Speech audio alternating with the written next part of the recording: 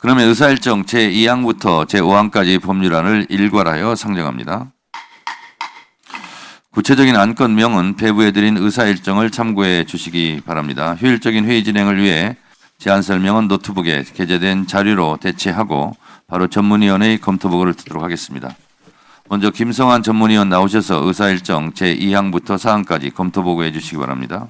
네, 의사일정 제2항부터 제4항까지 세 건의 법률안에 대하여 검토한 내용을 간략히 보고드리겠습니다. 의사일정 제2항 김용민 의원이 대표 발의한 법원조직법 일부 개정 법률안과 의사일정 제3항 장경태 의원이 대표 발의한 법원조직법 일부 개정 법률안은 대법관 수를 현행 14명에서 김용민 의원안은 30명, 장경태 의원안은 100명으로 확대하는 내용입니다. 대법관 수 증가는 대법관들의 재판 업무 부담을 경감하고 다양한 사회적 배경을 지닌 대법관의 임용 가능성을 높임으로써 국민의 재판 청구권 실현과 사법부 신뢰 제고에 기여할 수 있을 것으로 보입니다. 다만 현행 법원조직법과 관련해서 전원합의체 운영 그리고 다양성 확보에 어려움이 있을 수 있고 대법관 증원은 각종 상고제도 개선 방안과 연계하여 종합적으로 논의할 필요가 있다는 점 등을 고려할 필요가 있어 보입니다. 한편 김용민 의원안은 증원되는 대법관 16명을 2년간 8명씩, 장경태 의원안은 증원되는 대법관 86명을 3년간 28명, 29명 순으로 단계적으로 증원하도록 하고 있는데 단계적 증원 규모는 현행 대법관의 교체 시기, 국회 인사청문회 및 동의 절차, 다수 대법관 일시 증원 시 적임자 충원 가능성 등의 측면도 함께 고려할 사항으로 보았습니다. 이상 보고를 마치겠습니다. 네, 수고하셨습니다. 다음으로 이화실 전문위원 나오셔서 제5항에 대해 검토 보고해 주시기 바랍니다. 의사일정 제5항의 법률안에 대하여 검토한 내용 중 주요 사항을 중심으로 간략히 보고드리겠습니다. 의사일정 제5항 헌법재판소법 일부 개정 법률안은 법원의 재판을 헌법소원 대상에 포함시키는 재판소원 제도를 도입하고자 하는 내용으로 사법작용을 통한 공권력으로부터 기본권을 침해받은 자에 대한 권리구제 수단을 강화하고 국가작용이 기본권에 보다 부합하게 작동될 수 있도록 제도를 보완함의 개정 취지가 있는 것으로 보았습니다. 재판 소원 제도의 도입 여부에 대해서는 다양한 찬반 의견이 제시되고 있습니다. 2페이지입니다. 우선 찬성하는 측은 입법작용, 행정작용으로 인해 기본권 침해를 받은 사람과 달리 사법작용으로 인해 기본권 침해를 받은 사람에게는 기본권 구제의 공백이 발생하는 등 평등의 원칙에 반하므로 법원의 재판을 헌법소원의 대상에 포함시켜야 한다는 의견입니다. 3페이지입니다. 반면 반대하는 측은 재판 소원을 허용하는 경우 헌법재판소가 제4심의 법원으로 기능하게 되며 국민이 대법원의 최종적인 판단을 받더라도 여전히 분쟁이 해결되지 못하는 불안정한 상태에 놓일 수 있다는 의견을 제시하고 있습니다. 4페이지입니다. 따라서 재판 소원 도입에 대해서는 기본권 보장의 실효성 증대 측면과 대법원과 헌법재판소의 권한관계 등을 고려하여 관련 논의를 진행할 필요가 있겠습니다. 이상으로 보고를 마치겠습니다. 네, 수고하셨습니다.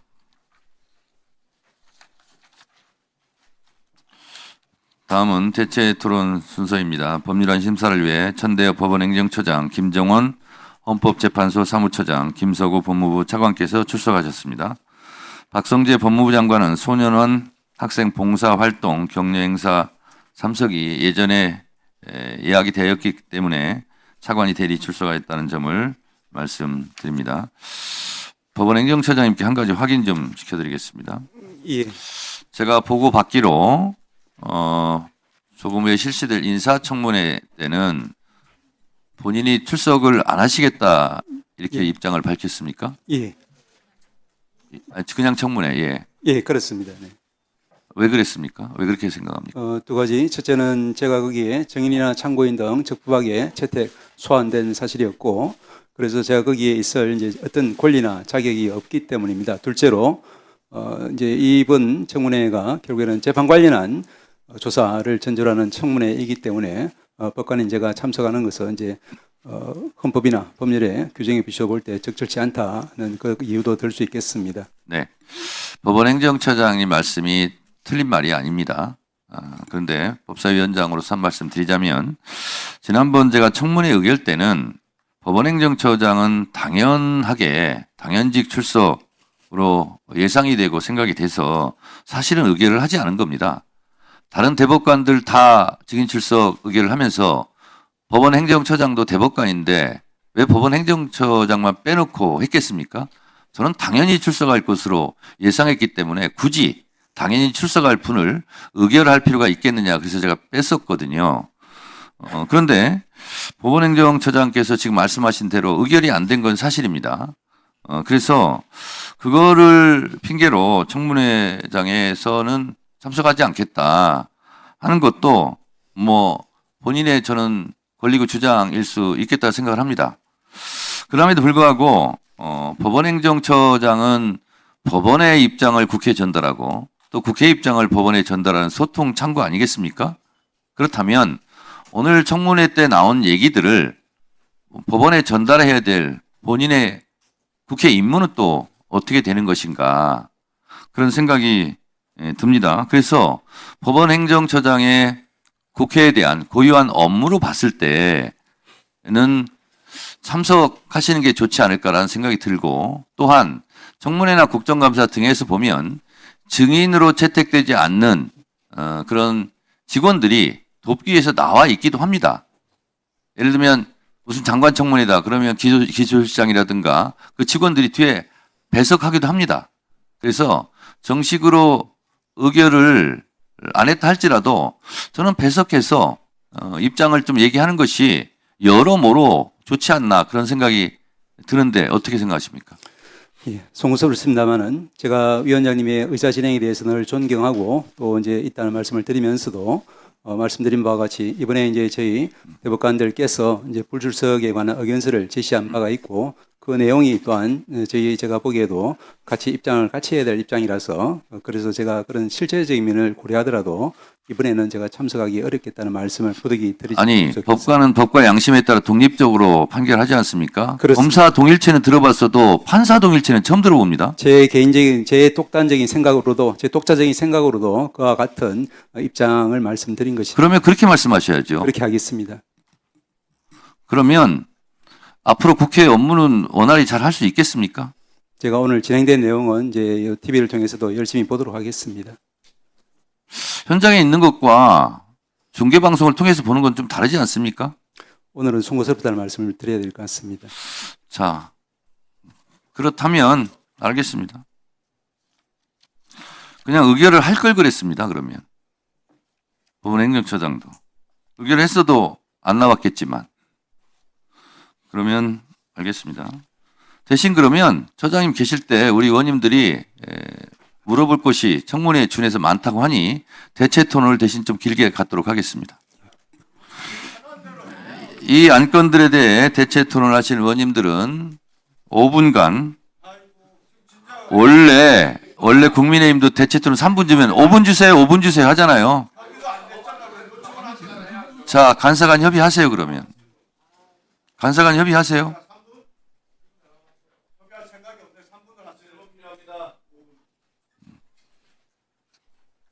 자, 그러면 5분으로 하겠습니다.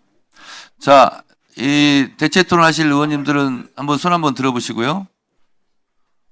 전원 자기 때문에 질의 순서대로 하겠습니다.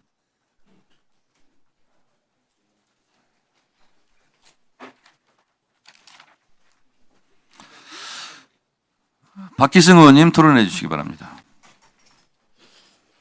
네. 남원장수 임시 순창 국회의원 박기승입니다. 사업부 최고기관인 대부분의 판결은 존중되어야 합니다. 그렇기에 더욱더 절차적으로 공정해야 되고 중립성 시비에 휘말릴 여지를 남겨서는 안 된다고 봅니다. 무엇보다 상호간 설득과 숙고를 위한 충분한 시간을 가졌어야 한다는 점에서 유감을 표합니다. 그렇지만 이례적인 파기환송 전원합의체 빠른 심리까지 애외가 겹겹이 쌓이면 상식에서 벗어나고 이치에 맞지 않는 일이 됩니다. 마치 윤석열 전 대통령의 석방처럼 말입니다. 지금 이례적인 파기환송 관련해서 지금 상고심 파기율이 지금 형사사건 얼마나 됩니까? 얼마 되지 않는다는 말씀을 드릴 수 있겠습니다. 2023년 상고심 형사성파 사건 처리 결과 파기율이 1.6%에 불과하다는데 그 정도일 걸로 생각합니다. 그렇죠. 하여튼 이번 상고심은 매우 애호적인 경우고 특히 항소심에서 무죄가 선고됐는데 대법원에서 이렇게 유죄 취지를 파기하는 사례가 잘 없는 걸로 저는 알고 있는데 어떻습니까? 그런 사례가 과거에 자주 있었습니다. 사안마다 다르다는 말씀을 드릴 수 있겠습니다. 네. 어쨌든 말씀하신 것처럼 기본적으로 파기율이 낮다. 그 부분은 뭐 말씀하신 바와 같습니다. 이제 저도 과거에 보면은 대법원이 그 하급심에서 무죄 판결에 대해서는 굉장히 존중하는 관행이 있는 걸로 저도 알고 있고, 특히 1심이 이제 무죄를 했는데 항소심에서 유죄를 바꾼 경우에 대법원에서 다시 무죄로 바꾼 그런 사례들은 뭐 간혹 봤지만, 항소심에서 무죄한 것을 대법원에서 다시 유죄로 파기한다. 이것은 참 상당히 보기 드문, 저는 이례적인 일이다 이렇게 생각이 좀 듭니다. 저 대법원 전원 합체 판결은 당연히 신뢰받아야 됩니다. 그렇지만 오히려 정치적 혼란과 사법부에 대한 불신을 초래하고 있는 이런 현상은 결국은 미국에서도 작년에 지금 트럼프 대통령에 대한 판결 선고를 앞두고 있었는데 대선 뒤로 좀 해달라 해가지고 아마 판사가 이제 어떤 선거 관련된 영향력을 미칠 수 있다 해가지고 선거를 연기한 사례가 있습니다. 이런 부분들에 비춰보면 이런 결정이나 판결을 한 것이 좀 대부분 책임도 좀 있는 거 아닌가요? 어떻습니까? 우리 처장님 생각에는. 개별 사안의 당부에 대해서는 제가 말씀드릴 입장에 있지 않습니다. 네. 재판은 이제 물론 내용도 중요하지만 절차도 정말 오해받지 않게 공정하게 해야 내가 당사자들이 신뢰한다고 생각을 합니다. 특히 제가 좀 이번에 대법원 판결에 대해서 내용 결과보다 어쨌든 이러한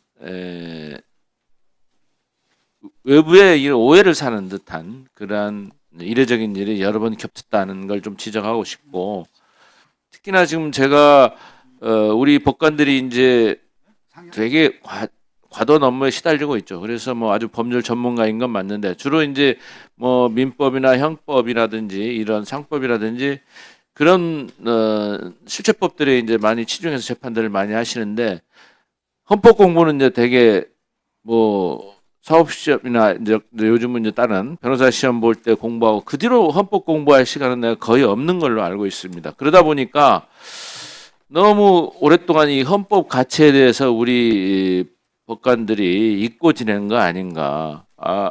우리 시작할 때 우리 존경하는 우리 법사위원장님께서도 국민주권, 그 다음에 어떤 민주공화국 이야기도 했는데, 사실은 이제 우리가 국회도 헌법기관이고 법원도 헌법기관이고 뭐 그런 다 헌법기관들, 헌법재판소도 헌법기관이지만 어쨌든 민주적 정당성을 따지자면 이제 어떤 국민의 선출에 의해서 된 권력이 더 존중받는 그게 헌법 체계고 시스템인 걸로 알고 있습니다. 그렇다면 어쨌든 지금 대통령 선거라는 아주 중차대한 국가적 선거를 앞두고 있는 시점에서는 이런 어떤 재판 부분이 과연 선거에 영향을 미치고 또 국민의 선택권을 침해할 우려가 있다 이러면 사법 자제를 해야 되는 거 아닌가. 그런 부분에 대해서 좀 한 말씀 해보십시오. 예. 의원님 말씀하신 것처럼 이제 저희들이 이제 국민에 의한 선출된 헌법기관인 국회 의원님들을 존경하고 있다는 말씀을 드릴 수 있겠습니다. 그렇지만 이 개별 사안에 있어서는 사법부도 마찬가지로 헌법상 보장된 사법부 독립 그리고 상권 분립의 원리에 의해서 개별 법관들이 헌법과 법률과 양심에 따라 독자적으로 판단했으리라고 저는 믿습니다.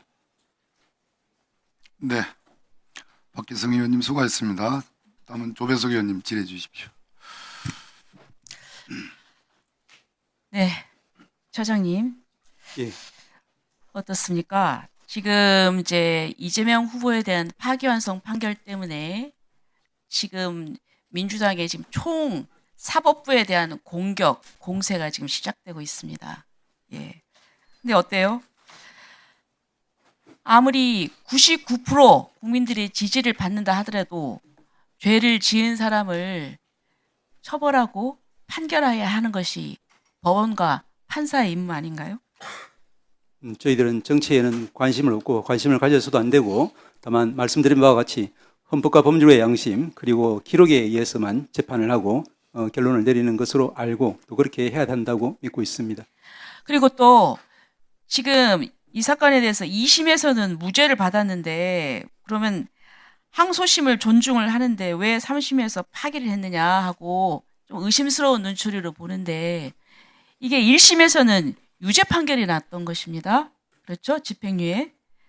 그리고 2심에서 무죄. 그럼 1심과 2심의 이 의견이 다른 거예요. 그리고 또 이 3심에서 파기되는 경우가 간혹 있습니다.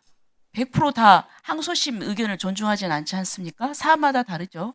1심 유죄, 2심 유죄, 또 3심에서 결론 바뀌거나 2심 무죄가 또 결론에서 바뀌거나 하는 여러 가지 경우의 수가 다 존재한다는 그렇죠. 말씀 드릴 수 그거는 있겠습니다. 사건에 따른 것이죠. 사안마다 다릅니다. 예.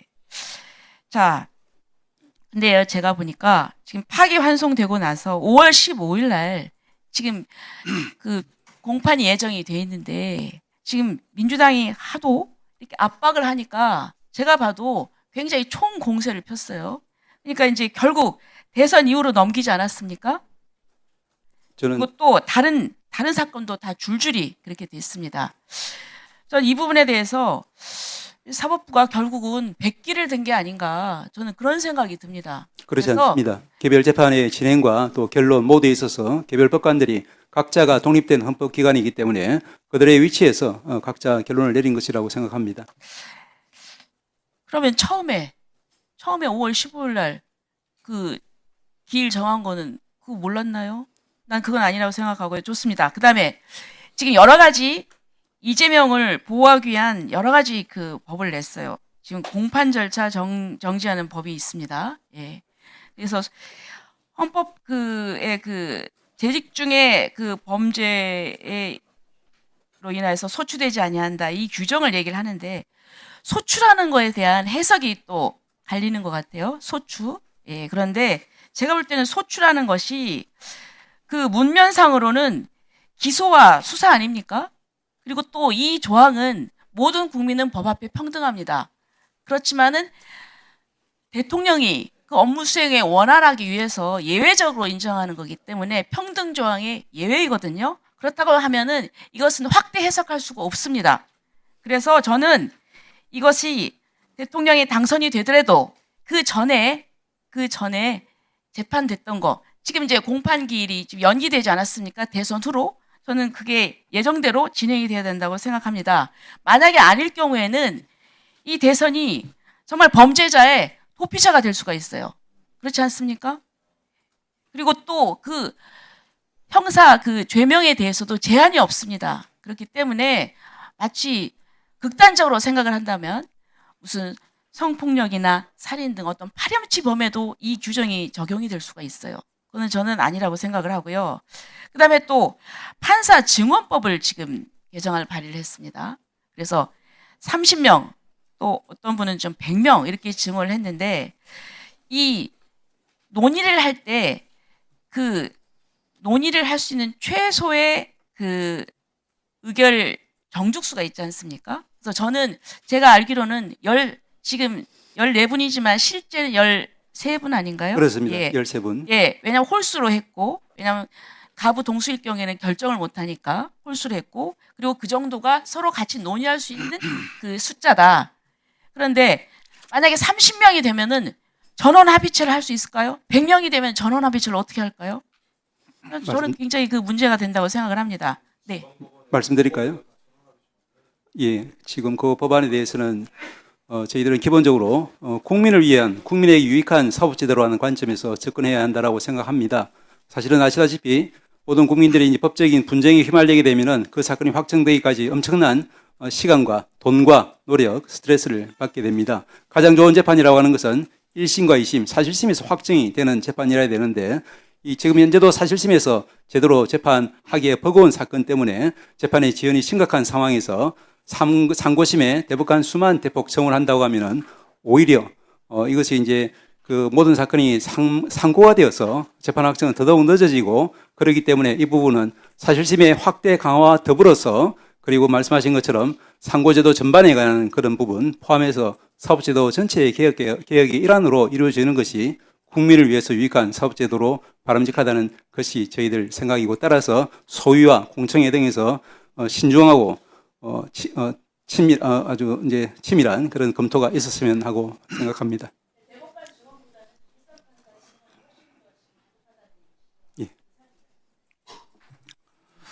네, 수고했습니다. 다음은 김용민 의원님 질의해 주십시오. 네, 법원행정처장님, 예, 그 사법부의 신뢰는 결국에 재판으로서 확보해야 되는 거 아니겠습니까? 그렇습니다. 좋은 판결, 국민들이 상식적으로 납득할 수 있는 판결을 통해서 확보해야 되는 것 같습니다. 예, 동의하시죠? 그렇습니다. 사법부의 신뢰를 깨는 것은 반대로 국민의 눈높이에 맞지 않는 엉뚱한 판결, 이상한 판결, 소위 말하는 사회생활 잘 모르는 법조인들이 자기들만의 세상에 빠진 판결, 이런 것들이 사실 사법부의 신뢰를 깨트리는 것 같습니다. 게다가 사법부의 구성원들이 비리를 저질렀다라고 하면 사법부의 신뢰는 바닥으로 떨어질 것 같아요. 그렇습니까? 예, 그런 일이 있어서는 안 됩니다. 안 되죠. 자, 수술하는 의사의 손은 깨끗해야 됩니다. 재판을 하는 판사들은 더 청렴해야 되고, 다른 공무원들보다 더 청렴하고 법을 더 잘 지켜야 되고, 특히나 뇌물과 관련해서는 더 철저하게 자기 관리를 해야 됩니다. 동의하십니까? 그렇습니다. 너무나 당연한 말씀입니다. 제가 제보를 하나 받았습니다.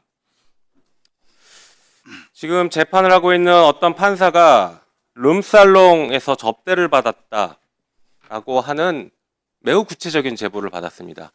룸살롱 구체적으로 특정했고, 그 룸살롱에서 1인당 100에서 200만 원 정도의 비용이 나오는 룸살롱에서 여러 차례 술을 마셨고, 단 한 번도 그 판사가 돈을 낸 적이 없다, 접대를 받았다 라고 구체적인 제보를 받았습니다. 이런 제보가 있다면 법원행정처는 어떤 조치를 취해야 됩니까? 일단 제가 그 이야기는 금시초문이라서 제가 일반적인 절차가 뭐가 있습니까? 당연히 이제 우리 독립된 기관인 윤리감사실에서 조사를 할 것 같습니다. 이 사안 조사하시겠습니까? 제가 구체적으로 말씀드리면. 제가 지금 처음 듣는 이야기라서 나중에 자료를 주시면은, 네. 그리고 저희들이 물론 행정처에서 관여하는 것은 아니고 아시겠지만 윤리감사실에서 그 부분에 대해서 당연히 법원행정처장님도 그 권한이 있는 것 같던데요. 그렇지 않습니다. 감사위원회 규칙 보면. 그렇죠. 저희들 예. 자, 그 판사가 지금 누구 재판을 하는지 아십니까? 내란숙의 윤석열을 재판하고 있어요. 그 판사가. 그 판사가 바로 내란숙의 윤석열을 재판하고 있는 지기영 부장판사인데, 그 판사가 이렇게 수차례 고급 룸사롱에서 술 접대를 받았다라는 아주 구체적이고 신빙성 있는 제보, 거기다가 사진까지 제보가 들어왔습니다. 이거 어떻게 하겠습니까? 어떤 조치를 취하겠습니까? 저는 생각할 수 없는 일이라서 지금 답변 드리기는 어렵습니다. 당장 감찰 시작부터 해야 되지 않겠습니까? 이 정도면? 확인을 해보겠습니다. 확인이 아니라 필요하면 제가 사진이랑 자료는 드릴 수 있는데 감찰 시작해야 되지 않겠냐고요. 그 부분은 말씀드린 것처럼 이제 우리 독립된 기관인 윤리감사실에서 절차를 일단 이 정도 문제가 되면 재판부터 바로 직무 배제하고 당장 감찰해야 되는 거 아닙니까? 이거 일반 공직사회에서 이런 비슷한 일이 제보가 되면 어떡합니까? 네, 당장 직무 배제하고 감찰하고 필요하면 수사합니다. 이런 사안은 아까 제가 분명히 말씀드렸던 것처럼 최소 100만 원이 넘는 사안이기 때문에 뇌물죄가 성립되거나 아니면 적어도 청탁금지법 8조 1항은 무조건 위반으로 보여집니다. 100만 원 이상 금품 향응 등을 받으면 곧바로 법 위반이지 않습니까? 맞죠? 네, 아주 중대한 사안입니다. 다시 한번 말씀드리지만 사법부의 신뢰는 좋은 재판도 있지만 이렇게 비리에 연루된, 손이 더러운 의사가 수술하지 못하게 하는, 비리에 연루된 판사들이 재판을 하지 못하게 하는 게 필요합니다. 그 접대 도대체 누구로부터 받았는지, 윤석열 재판은 왜 이렇게 이상하게 흘러가고 있는지 다 비공개하고 왜 그렇게 돌아가는지 이 관련성까지 다 따져보셔야 됩니다. 단순히 접대받았다는 내용 하나만으로 감찰할 끝날 게 아니라 지금 국민들이 그 재판 너무 잘못됐다라고 계속 얘기하고 있는 그 재판이 왜 잘못됐는지, 변호사님. 체계적이고 종합적으로 감찰해서 이 법사위에 보고하십시오. 어떻게 하시겠습니까? 돌아가서 검토를 해보겠습니다. 법원 감사위원회 규칙 보면 우리 법원 행정처장님이 윤리감사관에게 필요한 조치를 권고할 수 있도록 되어 있습니다. 2조 1항에 이렇게 있습니다. 이렇게 하시겠습니까? 돌아가서 사안을 좀 확인해보고 검토를 해보겠습니다. 법사위에 보고하십시오. 말씀 답변하십시오. 예, 검토를 해보고 말씀을 드리겠습니다. 네, 김영민 의원 수고하셨습니다. 주진 의원님, 네, 토론해 주세요. 저는 명예를 생명처럼 여기는 법관에 대해서 의혹 제기를 하려면 기본적으로 언제 어디서 누구로부터 어떤 방식으로 로비가 이루어졌고 거기에 대한 증거가 무엇인지 구체적으로 밝혀야 한다라고 생각합니다. 그게 그런 거 없이 저런 식으로 잡혀찍게 하는 것은 예전에 베네수엘라에서 법관들 압박하고 겁박할 때 쓰던 수법이거든요. 저는 이재명 후보 감싸느라고 지금 이번 대한민국 국격을 민주당이 많이 떨어뜨린다고 생각합니다. 지금 오늘 올라왔던 이 법안이나 대법원장에 대해서 특검법 같은 걸 발의하는 것은 이미 베네수엘라에서 수십 년 전에 차베스 전 대통령 또 필리핀의 두테르테 같은 독재자들이 수십 년 전에 했던 방법입니다. 그 당시에 사법부의 어떤 보루인, 사법부 독립의 보루인 대법원장에 대해서 탄핵하거나 혹은 또 겁박을 했었고요. 대법관 숫자를 늘려서 입맛대로 하려고 채워 넣었습니다. 저는 국제적 망신이라고 생각하고요. 기본적으로 대법원 판결, 현행 법률상 다툴 수 있는 방법도 없고 대법원 판결의 존중이야말로 사법부 독립의 핵심이자 법치주의의 근본 아닙니까? 어떻게 생각하세요? 당연한 말씀이라고 생각합니다. 네. 그리고 헌법재판소가 대법원의 판결에 대해서 헌법재판소가 관여하도록 하는 것도 사실상 사심제에 해당하고 또 독일 같은 연방제 국가가 아닌 우리나라 같은 단일 국가에서 이런 제도 도입된 거 없는 것으로 알고 있는데 어떻습니까? 재판소원 관련해서도 저희들은 이제 그 두 가지 말씀을 좀 드려야 될 것 같습니다. 첫째는 현행 헌법상 재판소원은 허용되지 않는 것으로 해석이 되기 때문에 헌법의 규정에 반한다는 말씀을 드려야 될 것 같습니다. 두 번째로 마찬가지로 이 부분 역시 국민을 위한 국민에게 유익이 되는 사법제도라는 관점에서 생각해야 된다고 봅니다. 즉 재판소원을 도입하면은 사실상 사심제를 도입하는 것이기 때문에 모든 사건이 이제 사심에 갔어야 장구한 세월과 장구한 돈과 장구한 노력, 장구한 심리적인 스트레스를 거쳐서 확정이 된다고 하면은 이 재판을 감당할 자력이 되는 이제 유산자들은 변호사를 선임해서 할 수 있겠지만 그러지 못한 사람들은 그야말로 이제 부익부 빈익빈이 이 재판 과정에서도 이제 도입이 되는 그런 좀 국민에게 매우 유익하지 못한 결과가 초래될 수도 있겠다라고 생각하기 때문에 이 부분 역시 소위와 그리고 공청회 등을 통해서 신중하고 치밀하게 검토될 필요가 있다는 생각입니다. 너무 당연한 말씀입니다. 전세금을 떼인 국민이나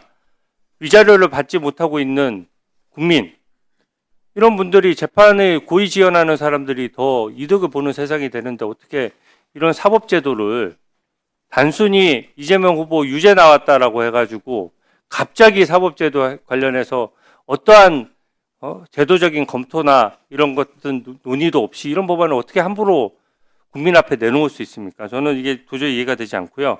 대법관 증언 문제도 마찬가지입니다. 아까 법원 행정처장님께서 말씀하신 거 저도 잘 경청을 했는데요.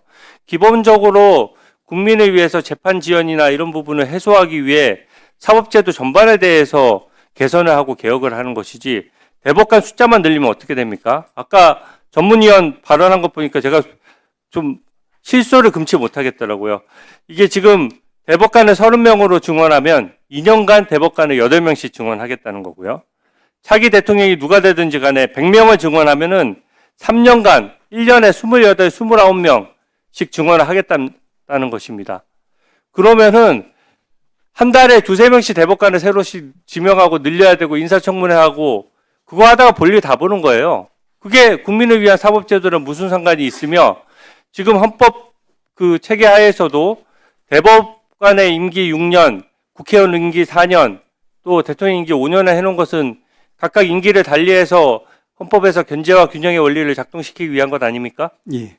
근데 갑자기 그것만 딱 원포인트로 개정해서 갑자기 특정 대통령이 대법관을 80몇 명씩 지정하면 대법관의 권위는 나 사법부의 권위는 어디에서 나오며 그 제도가 헌법적으로 합치가 안 된다라고 저는 보는데 어떻게 생각하십니까? 그 부분 관련해서 두 가지만 역시 추가로 말씀을 드리겠습니다. 대법관 정원 법안의 문제점에 아까 말씀드렸습니다만은 추가로 결국에는 이제 전원합의체가 사실상 이제 형이화 마비되어 버리기 때문에 법령 해석 통일 기능이 이제 마비되어 버리고 동시에 전원합의체를 통한 충실한 심리를 통한 또 권리 구제 기능 이런 부분도 역시 마비될 수밖에 없다. 이런 말씀은 꼭 지적을 해야 될 것 같고요.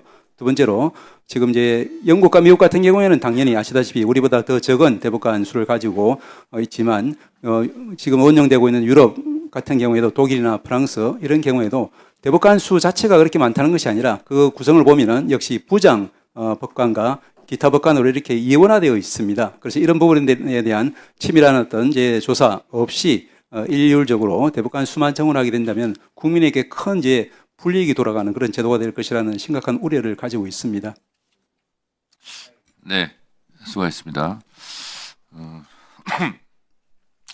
의원님들께 한 가지 고지해 드립니다. 양당 간사 간 협의에 의해서 오늘 대체 토론은 7번 서영기 의원님까지 하시고요. 그리고 오후에 청문회를 할 수밖에 없는데 참고인 중에 한 분이 학교 수업으로 인해서 오전에 진술을 할 기회가 있어야 될 것 같습니다. 그래서 서보학 교수님이신데요.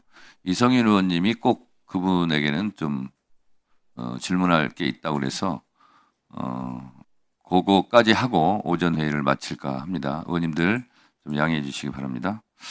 다음은 장경태 의원님. 법원행정처장님, 예. 여러 가지 대법관 수에 대해서는 뭐 유럽과 미국 또 우리나라 사정은 다르지 않겠습니까? 예. 그리고 전원합의체가 마치 지고지순한 것처럼 얘기하시는데 그렇게 전원합의체가 좋으면 지방법원, 고등법원에서도 실시할 수 있는 거 아니겠습니까? 예, 그래서 상고부제 다르지 않습니까? 그러니까 지금 미국 같은 경우는 대법원이 각 주마다 다 설치되어 있습니다. 2개의 대법원이 있는 주도 있죠. 오클라호마주나 뭐 텍사스주 같은 경우는 예, 연방 사법이 별도로 다르고요. 독일 같은 경우는 독일 같은 경우는 150여 명, 프랑스는 120여 명, 스페인은 80여 명 있습니다. 지금 우리 대법원에도 이 대법 연구관이 101명 계시죠? 예. 그러면 대법관 14명과 이 재판연구관 101명. 사실상 그래서 이 비판하신 분들은 대법관이 귀족법관이냐, 재판연구관은 판사도 아닙니까? 재판연구관도 법관 아닙니까? 맞지 않습니까? 예, 말씀드린 바와 같이 법관입니다. 재판연구관도. 그래서 이게 무슨 상고법원인지 상고 배심원인지 모르겠다라는 비판까지 있습니다. 그 부분 좀 이 국민 정서에 맞게 고민하셨으면 좋겠고요. 이 오늘 청문회에 대한 요구 자료 답변서가 오전 8시 30분에 제출됐습니다. 예. 이건 그냥 국회를 무시하시는 거죠, 이제. 대법원이 국민을 무시하고 국회를 무시하는 거라고 봅니다. 아니, 8시 30분에 제출하시면 저희가 그 자료 검토하고 나서 10시에 청문회 할 수 있습니까? 차라리 제출 못하겠다. 하루 전에 제출하셔야 됩니다. 아시겠습니까? 그 부분 말씀 좀 드려도 되겠습니까? 예, 끝나고 하십시오. 이거 어차피 제가 질책만 하려고 하니까요. 예. 그리고 저희가 과거에 저번 질의 때 재판연구관들 보고서 그리고 이 작성에 참여한 재판연구관 또 별동대 10인의 존재 또 이 전원합의 심리 절차에 관한 내규 7조 2항에 따른 다른 결과 중간보고에 대한 이행 여부 이 부분 확인해달라고 했는데 확인하셨습니까? 말씀드린 바와 같이 이 부분 역시 이제 전체적으로 대법원의 재판 과정, 즉 이제 심정 형성 및 합의 과정의 일환으로 보여지기 때문에 그 부분에 대해서는 저희들이 자료를 제출하기 곤란하다는. 그러니까 이게 확인하셨어요? 처장님은 확인하셨냐고요? 저희한테 제출 못하시더라도 그러니까 제대로 재판이 이루어졌는지에 대한 절차적 하자가 있는지 없는지 저희가 확인하셔야죠. 그거를 확인하게 되면 행정처가 재판에 이 재판 내용에 대해서 유무죄를 확인하라는 얘기가 아니고요. 재판 내용 확인하라는 얘기가 아닙니다. 제대로 보고서가 쓰여졌는지, 재판연구관이 제대로 별동대가 구성됐는지, 그리고 보고 절차는 제대로 이루어졌는지, 다른 대법관들이 다 공유 받으셨는지 내용에 대해서 아셔야지 대법관들이 판결하시지 않겠습니까? 절차는 실체 형성의 일환이기 때문에 결국 그 아주 전체- 중요합니다. 그렇기 때문에 공정한 재판을 받을 권리에 대한 국민의 권리를 지키는 건 법원행정처장님으로서 하셔야 됩니다. 대법원장이 하셔야 되는데 대법원장이 못했다는 지금 국민적 분노가 있기 때문에 처장님이라도 하셔라고 말씀드린 거고요. 법원행정처장님을 포함해서 모든 대법관들께서 전속 재판연구관 2명씩 두고 계시죠. 저는 두고 있죠. 처장은 안 예, 계시고요. 저는 재판에 관여하지 않기 때문에 그래서 이 유일하게 이재명 후보와 관련된 대법원 재판이 왜 이렇게 졸속으로 이루어졌는지 한번 말씀드려보면 대법원장은 전속 연구관 2명 있습니까?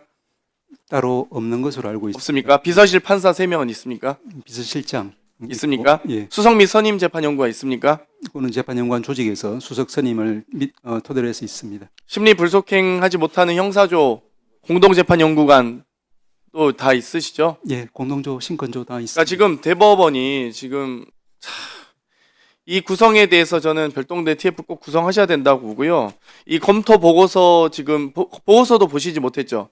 말씀드린 것처럼 제가 봤을 관여하실 수 없으니까요. 이건 이렇게 졸속으로 이루어졌는데도 불구하고 보시지 못했던 부분에 대해서 다시 한번 말씀드릴 수밖에 없고요. 과거에 조희대 대법원장이 아주 이 판결에 대한 명문을 얘기하신 적 있더라고요. 원세훈 전 국정원장의 공직선거법 위반 사실 그 판결문 아시나요 혹시? 예, 그 판결은 예전에 원세훈 씨가 명확하게 이제 총선 대선도 있고 종북좌파인 야당이 북한과 연계한다는 사실을 국민에게 알려야지. 비한나라당 후보가 서울시장 됐는데 위기의식을 가져야지 라고 노골적으로 대선에 개입한 사건이었습니다. 이 사건에 대해서 원세훈은 전 부서장 회의에서 발언했고 원장님 지시사항이라고 말씀해서 문건화까지 했고요. 국정원 사이버팀 70에서 80명이 야권 후보 낙선시킬 목적으로 여론조작까지 했습니다. 이 정치인은 징역 2년 산 사건이거든요. 근데 이때 조희대 대법관이 소수견을 냅니다. 권력을 잃은 사람에게 그냥 증거도 없이 느낌으로 처벌한다면 소수자나 권력을 잃은 사람이 설 자리가 없다. 사회적 약자가 됐다는 겁니다. 전 국정원장이.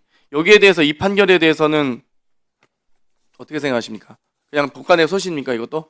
말씀드린 바와 같이 이래서 조희대 대법원장이 사법 쿠데타, 선거 개입, 정치적 판결의 상습범이라고 생각합니다. 이 질문까지 포함해서 답변해 주십시오.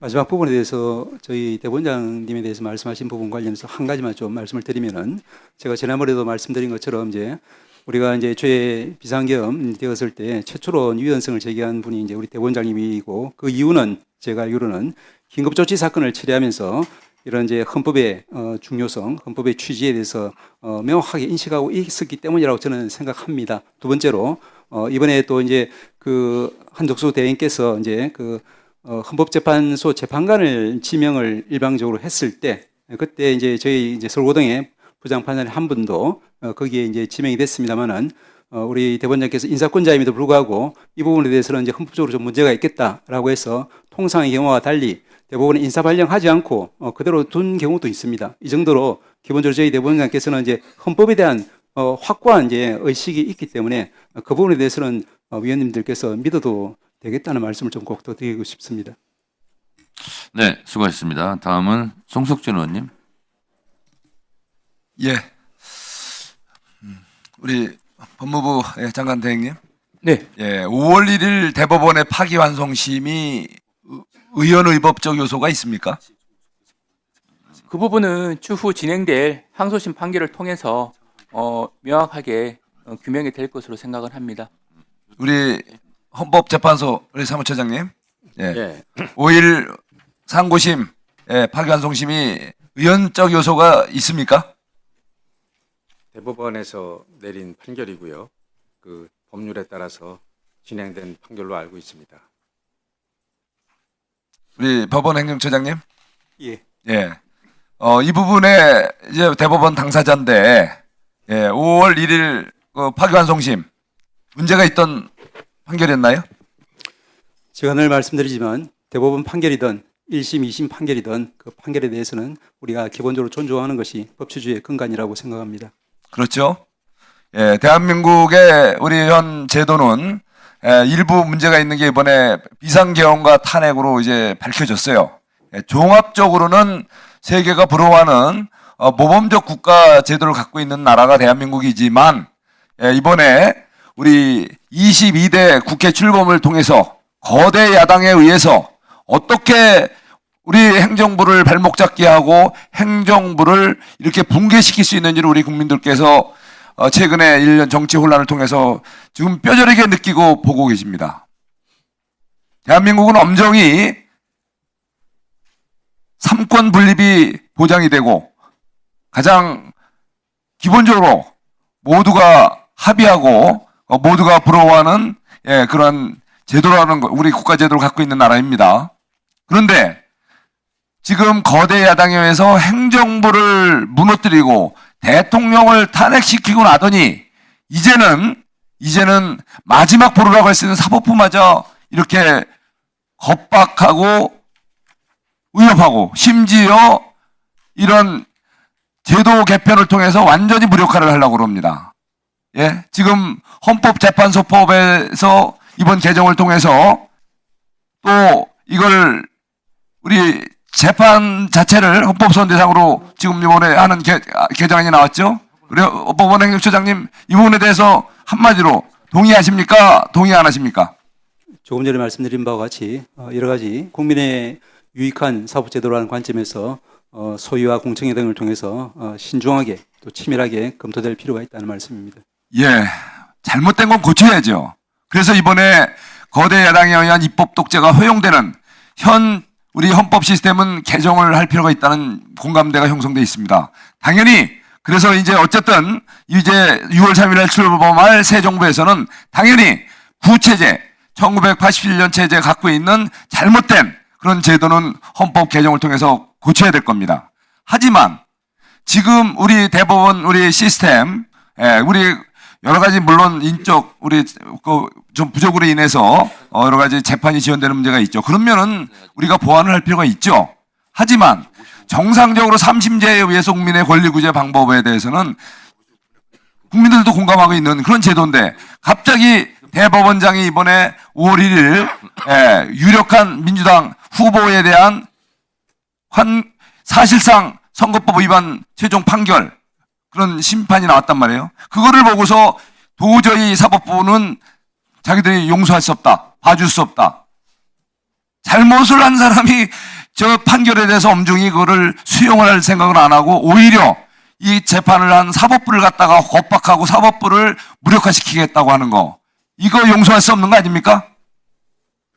저희 사법부의 모든 법관들은 제가 처음 법관을 할 때부터 그랬고 또 지금도 모든 법관들이 마찬가지라고 생각합니다만 국민의 권리 보호 그리고 소수자 인권 보호에 본연의 업무를 다하기 위해서 노력을 해왔고 앞으로도 할 생각입니다. 예, 국회가 갖고 있는 소위 탄핵, 특검, 청문회 오늘 이 자리에서 그 모든 것이 거론되고 있습니다. 법사위가 헌정 질서를 지키고 상권 분립을 보장하고 해야 되는데 오히려 이렇게 이 법사위 법분 선거 과정에 열어서 이렇게 사법부를 겁박을 하면서 붕괴시키고 무너뜨리려고 하는 이러한 만행은 있어서는 안 될 것입니다. 다시 한번 우리 법원행정처장님 이러한 입법부 거대 야당에 대한 입법 독재 절대 굴하지 말고 당당하고 자신 있게 엄정한 판결을 지켜주세요. 말씀드린 바와 같이 저희들이 맡은 바 헌법적인 소명을 다하도록 하겠습니다. 네, 수고하셨습니다. 서영기 의원님.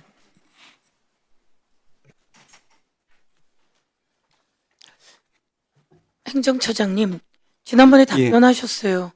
이렇게 대법원장이 전원합의체를 꾸려서 9일 만에 이렇게 파기환송한 사례는 판사로 재직하는 동안 본 적이 없다. 이렇게 말씀하셨죠? 저는 개인적인 경험은 없다는 말씀을 들었습니다. 행정차장님도 나와서 그렇게 이야기하셨어요. 그러면 헌법재판소 사무처장님은 그런 일 본 적 있어요? 판사로 재직하셨면서 없지요?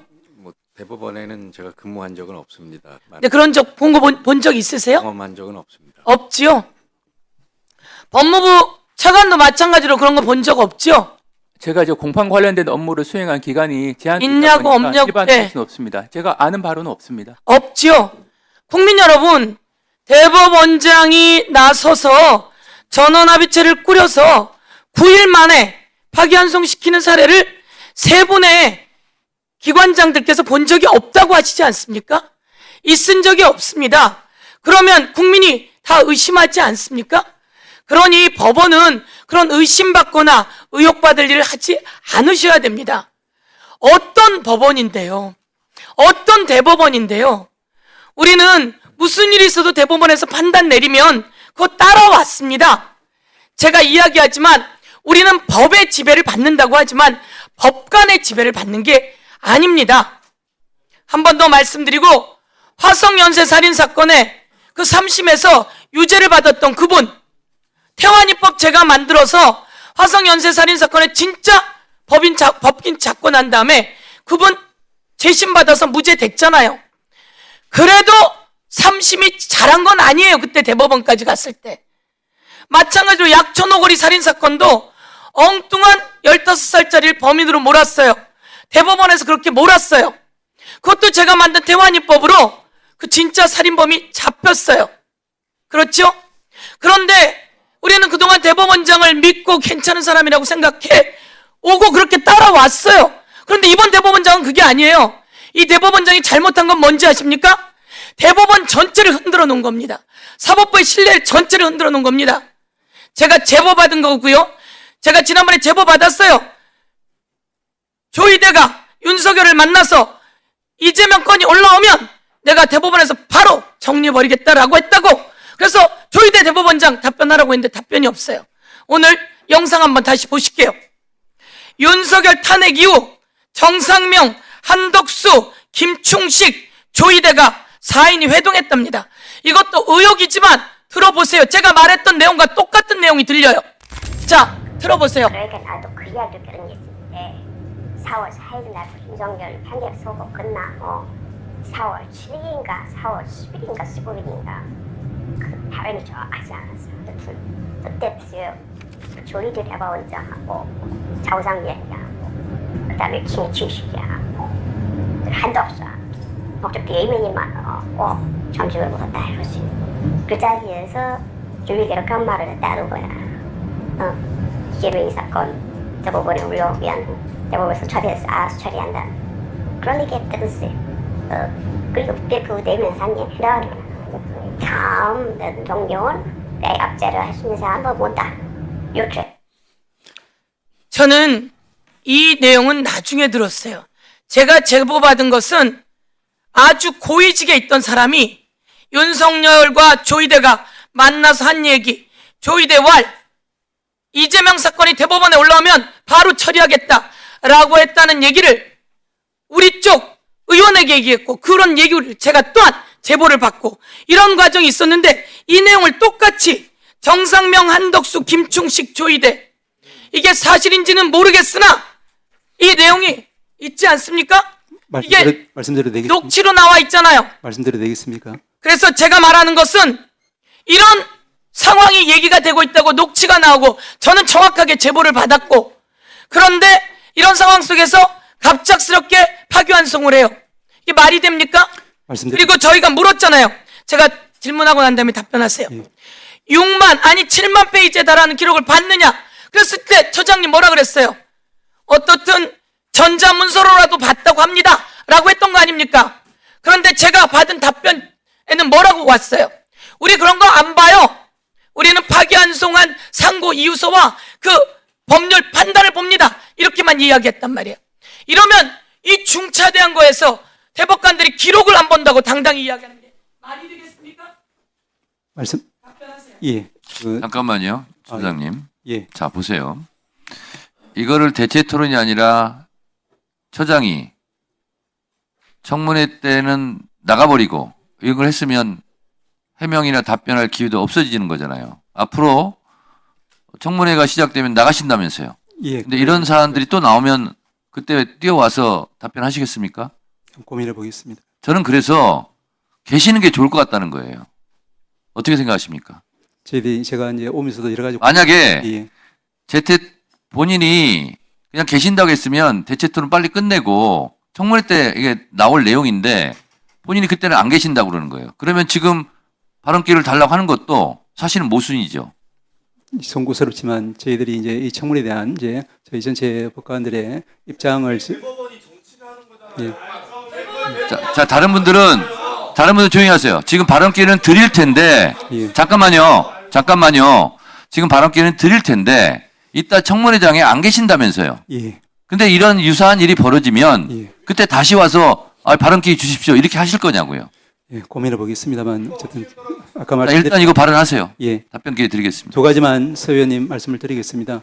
첫째는 제가 아까 들은 내용은 저도 처음 듣는 내용이긴 하지만 제가 알기로는 하늘이 두 쪽 나도 우리 대법원장님 그럴 뿐이 아니라고 제가 말씀드려야 되겠습니다. 두 번째는 그리고 이제 그 아까 9일이라고 이야기하셨지만 제가 지난번에도 말씀드린 바와 같이 3월 27일 날 상고 기록이 접수되고 나서부터 치면 한 달이 넘습니다. 그래서 이제 제가 이제 뭐 재판에 관여할 수 없기 때문에 저는 내용은 전혀 모릅니다만은 제 경험으로는 이제 이런 중요한 국민적인 관심사가 있는 이런 사안에서는 이제 대법관들이 자기의 명운을 걸고 기록을 열심히 보기 마련입니다. 저는 그 부분에 대해서는 뭐 구체적으로 모르기 때문에 뭐 더 이상 구체적으로 말씀을 드릴 수 없겠지만 그런 부분은 위원님들께서 우리 구조에 대해서 조금 믿음을 주셔도 되지 않을까 하는 생각입니다. 네, 됐어요. 자, 됐고요. 됐고요. 우선 전 이 얘기를 꼭 해야 합니다. 지난번에 제가 질의했어요. 조희대 대법원장 답변하라고. 그게 하늘이 두 쪽 나도 아니라고요? 그 사실 확인을 어떻게 해요? 내가 정확하게 제보를 받았어요. 그리고 이건 그 다음에 또 나온 녹취예요. 그런데 어떻게 하늘이 두 쪽 나도라고 답변을 하죠? 자, 여기 나와서 답변이 사실이 아니면 그대로 묻는 겁니까? 자, 운영 규칙도 저는 그래서 동등하게 적용을 제가 하겠습니다. 나와야 된다. 그리고 대법원장은 이런 의혹을 주는데 전 이거 충분히 의심갈 만한 내용이라고 봅니다. 자, 됐고요. 대법원장은 그래서 즉각 사퇴하는 게 사법부를 위해서 맞아요. 자, 아까 말씀드린 대로 발언 시간 내에 질문하고 발언 시간이 끝난 다음에 답변 기회는 드리는데 다시 질의하는 것은 안 된다고 제가 분명히 말씀을 드렸는데 협조해 주시기 바라고요. 처장님, 예. 그러니까 점심시간 때 한번 생각을 해보세요. 왜냐하면 지금 같은 경우도 처장님께서 하늘이 두 쪽 나도 우리 대법원장은 그러실 분이 아닙니다. 이렇게 말씀하셨잖아요. 예. 근데 그렇게 말을 하는 기회를 스스로 박탈하는 수도 있잖아요. 그렇기 때문에 청문회 과정에도 저는 법원행정처장께서 배석을 하는 게 저는 좋겠다.